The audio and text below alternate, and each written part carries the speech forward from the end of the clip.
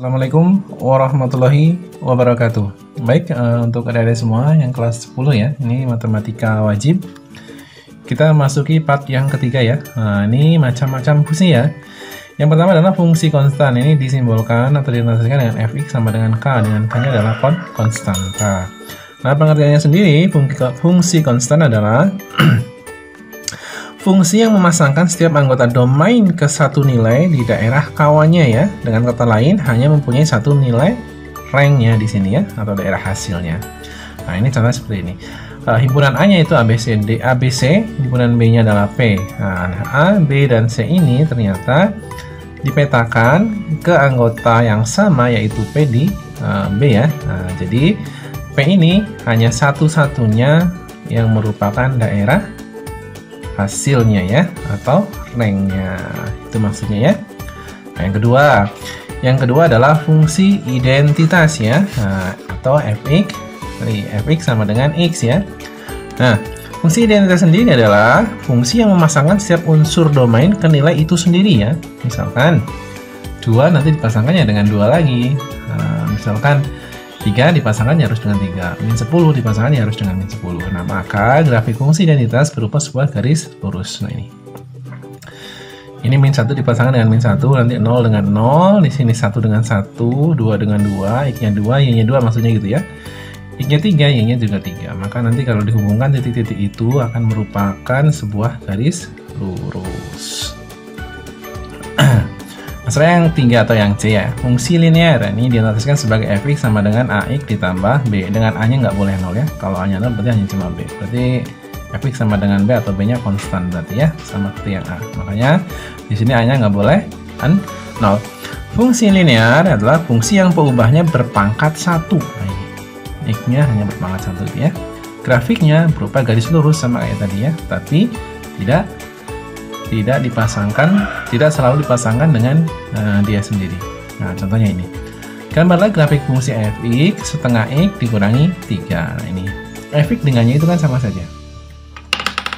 Nah, fx dengannya sama saja. Ini artinya y sama dengan setengah x min 3. Nah, misalkan di sini x-nya saya ganti 0. X-nya saya ganti 0. Maka y-nya akan ketemu ya 0 dikurangi 3, min 3. Y-nya akan ketemu min 3. Jadi nanti 0, min 3 di sini. Misalkan saya ambil x-nya 6 di sini ya. X-nya 6. Berarti y-nya nanti akan ketemu setengah dikali 6, 3 kurangi 3, 0. Maka di sini untuk 6, 0. Karena y-nya ketemu 0 ya. Ketika x diganti 0, dia ketemu min 3 y-nya. Nah, ketika x-nya diganti 6, maka y-nya akan ketemu 0. Nah, ketika dua titik itu dihubungkan akan merupakan sebuah garis lurus. Sama ya tadi. Yang D, fungsi modulus atau mutlak ya, fx sama dengan nilai mutlak x ya. Nah, definisinya fx sama dengan nilai mutlak x nanti ada 2 ya, x dan negatif x. X sendiri ini untuk x lebih dari 0 atau positif ya, atau boleh sama dengan 0. Negatif x itu untuk x-nya yang negatif atau x-nya kurang dari 0. Contohnya, gambaran nilai mutlak fungsi fx sama dengan nilai mutlak x ditambah 2. Nah, soalnya saya ambil yang 0 dulu saja ya. 0. Ketika x-nya diganti 0, maka tinggal 0 tambah 2. Berapa 0 tambah 2? 2 kan? Maka y sama dengan 2. Ingat, tadi saya bilang kalau fx dengan y sama saja. Ini kan hanya ada sumbu x, sumbu y. Berarti kita kalau menentukan x, otomatis y-nya akan ketemu. Nah, kita menentukan x-nya misalkan 0 ya. X-nya 0 tambah 2, 2. Maka y-nya ketemu 2. Nah, 2 di sini. Nah, misalkan saya ambil di sini 2 ya, langsung aja 2. Ketika x-nya saya ganti 2, maka tinggal 2 tambah 2, 4. 4 dimutlakan, ini 4 ya. Maka ketika x saya ambil 2, maka y-nya ketemu 4. Nah, misalkan 4 di sini. Nah, di sini berarti 2,4. Nah, kita ambil negatif 2 sekarang. Negatif 2. Ketika x-nya diganti negatif 2, berapa y-nya? Kan gitu. Nah, negatif 2 tambah 2. 0 kan? 0 dimutlakan tetap 0. Berarti di sini tetap negatif 2,0. Sekarang kita ambil negatif 4. Negatif 4. Ketika X-nya saya ganti negatif 4, berapakah Y-nya? Maka nanti Y-nya, ini saya contohkan satu ya. Negatif 4 ditambah 2. Y-nya sama dengan negatif 4 tambah 2 berapa? Negatif 4 tambah 2 kan negatif 2. Nah, nilai mutlak dari negatif 2 berapa? 2. Berarti lurus di sini. Berarti kalau negatif 4, nanti 2 di sini. Kalau saya gambarkan, kita hubungkan titik dengan titik, berarti ini ke sana. Nah, ini titik ini ke sini. Nah, ini adalah fungsi modulus. Gambarlah nilai mutlak itu, maka hasilnya akan ketemu. Itu gitu ya. Nah, sekarang fungsi periodik fx dinotasikan fx sama dengan fx plus p, dengan p-nya adalah periode. Ya, fungsi periode. Ini notasinya. Contohnya, fungsi fx sama dengan sin x merupakan fungsi periodik dari fungsi fx sama dengan sin x merupakan fungsi periodik dengan periode 360, sebab sin x ditambah 360 sama dengan sin x. Gitu ya. Nah, ini contohnya ini. Gambarnya ini ya. Nah, setelah 360 ternyata grafiknya akan berulang dengan grafik sin x. Gitu ya. Maka nanti sin x ditambah 360 sama dengan sin x. Nah, setelah 360 nanti berulang lagi. Nah, ini setelah 720 dari sini ke sini kan 360, nanti juga akan berulang kembali. Sama terus grafiknya. Maksudnya seperti itu. Nah, yang M, fungsi genap dan fungsi ganjil. Nah, ini fungsi genap ini jika f negatif x nanti sama dengan fx. Nah, ketika x-nya nanti diganti negatif, dia akan tetap ketemu fx. Maka nanti dia disebut fungsi genap. Nah, tapi kalau fungsi ganjil, nanti f min x sama dengan min fx. Gitu ya, nanti bedanya nih. Nah, untuk membedakan, kita langsung ke contoh saja. Tentukan mana yang merupakan fungsi ganjil dan mana yang merupakan fungsi genap untuk fungsi di bawah ini. Yang nomor 1. Jawab. Nah, nomor 1 dulu ya. Maka nanti untuk fx sama dengan negatif x kuadrat ditambah 5. Berarti untuk negatifnya, pembuktiannya di sini ya. Untuk f negatif x di sini. Tinggal nanti x ini diganti negatif kan. Nah, berarti negatif x-nya diganti negatif juga. Tapi dia dikuadratkan ditambah 5. Maka f negatif x sama dengan negatif dikuadratkan, positif kan? Nah, positif dikali min, tetap min x kuadrat ditambah 5. Nah, kelihatan kan? Fx-nya ini ternyata diganti negatif x, tetap sama kan? Nah, berarti ini kan kalau saya tulis ulang, ternyata f negatif x sama dengan, nah ini kan fx mau. Ini sendiri kan fx sama tuh. F negatif x sama dengan fx. Jadi ini bisa disimpulkan ini adalah fungsi, nah, fungsi genap. Ya, ketika tetap diganti min x, dia kembali menjadi fx. Maka dia akan disebut sebagai fungsi genap. Sekarang yang dua. Yang dua soalnya adalah fx sama dengan negatif x dipangkatkan 3.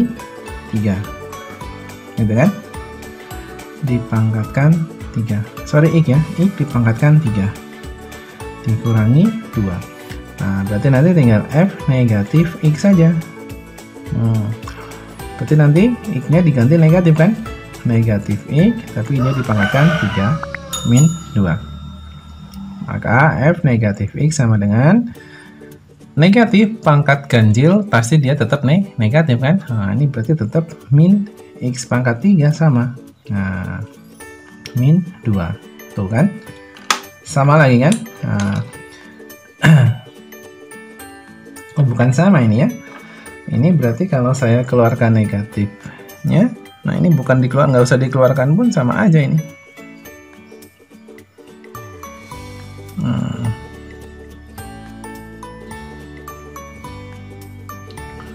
Nah ini kalau saya keluarkan misalkan F negatif X sama dengan negatif, nah X-nya dikeluarkan Y-nya berarti positif, dikeluarkan Y-nya jadi positif ya. Nah, ternyata ini dengan ini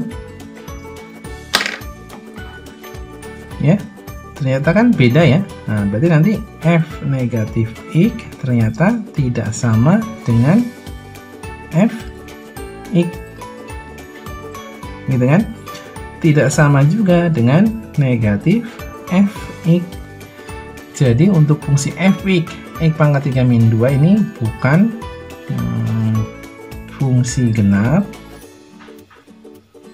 ataupun ganjil, bukan kedua-duanya gitu ya, karena F negatif X tidak kembali menjadi Fx, F negatif X juga tidak sama dengan min negatif X, jadi bukan fungsi genap juga bukan fungsi ganjil ya. Nah ini kalau untuk fungsi genap kan harus jadi Fx ya, nah sama dengan Fx. Fungsi ganjilnya harus jadi negatif Fx. Yang G, fungsi kuadrat. Nah, fungsi kuadrat adalah fungsi yang variabel tertingginya berpangkat 2 nih. Bentuk umumnya adalah Fx sama dengan AI kuadrat ditambah BI ditambah C. A koefisien dari I kuadrat, B koefisien dari X, C adalah konstanta. Ini yang paling miskin C-nya ya. Contohnya, gambarlah grafik fungsi Fx sama dengan 4x dikurangi x kuadrat. Nah ini langkah awalnya adalah mencari titik potong dengan sumbu X. Ingat, tadi saya bilang kalau Fx dengan Y itu sama saja. Jadi kalau saya rubah soalnya Y sama dengan 4x min X kuadrat itu sama saja. Ya, yang pertama tinggal nolkan saja. Apanya yang dinolkan? Nolkan saja Y-nya. Ya. Berarti nanti yang pertama adalah titik potong terhadap sumbu X ya. Terhadap sumbu X. Titik potong terhadap sumbu X. Artinya Y-nya dinolkan. Jadi kalau Y-nya 0, jadi nanti 4x min x kuadrat sama dengan 0. Nah ini tinggal difaktorkan saja. Nah x-nya dikeluarkan, berarti menyisakan 4 kan? Min x-nya dikeluarkan 1, berarti menyisakan x sama dengan 0. Berarti nanti x yang pertama sama dengan 0 atau x yang kedua ya. Nah x-nya pindah aja. X sama dengan 4. Jadi di sini dapat 2 titik ya. Dapat 2 titik yaitu 0,0 ya. 0,0 karena di sini Y-nya 0 kan. Nah, yang kedua dan 4,0. Itu. Yang kedua sekarang tadi sumbu X, sekarang sumbu Y. Yang kedua saya batasi ya. Yang kedua titik potong terhadap sumbu Y sekarang. Titik potong terhadap sumbu Y. Apa artinya? Artinya X-nya yang 0 sekarang. Berarti kalau persamaannya tadi Y sama dengan 4x min x kuadrat, maka Y-nya dengan X-nya diganti 0. Berarti 4 kali 0 min 0 kuadrat. 0 ya. Nah, ini 1 titik lagi ketemu di sini. Titik lagi ya. Maka kita dapatkan berapa? 0,0. 0,0. Nanti perpotongan sumbu Y-nya ternyata sama dengan di sini. Ya. Nah, kita dapat 3 titik. Nah, sekarang yang terakhir adalah titik puncaknya. Titik puncaknya ya. Yang ketiga adalah titik puncak. Titik puncak. Nah, titik puncak rumusnya adalah untuk X puncaknya ini min B per 2A. Untuk Y puncaknya nanti tinggal substitusi saja kalau mudahnya. Substitusi X puncak ke Y. XP ke Y. Mudahnya begitu. Nah, ini Saya lingkari ini rumusnya ya. Nah, ya. Berarti kita harus cari tahu A dan B dan C-nya. Nah, berarti diketahui di sini. Diketahui A-nya sama dengan, nah ini, min ya. Min 1. Nyata adalah koefisien dari X kuadrat, B-nya koefisien dari X 4, C-nya 0. C-nya nggak dipakai ya. Nah, C-nya nggak dipakai. Maka nanti X puncaknya,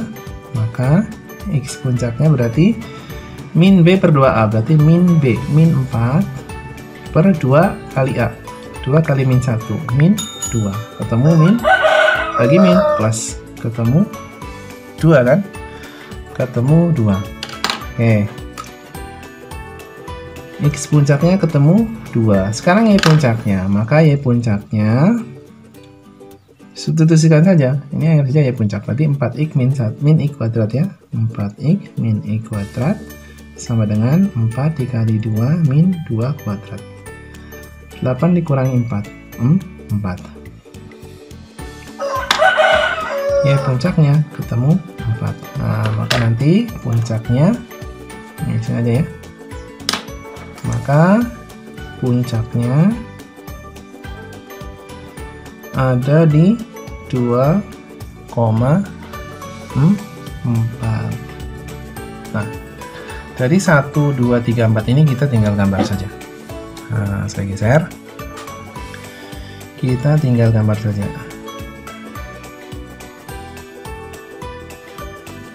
Saya buatkan garisnya.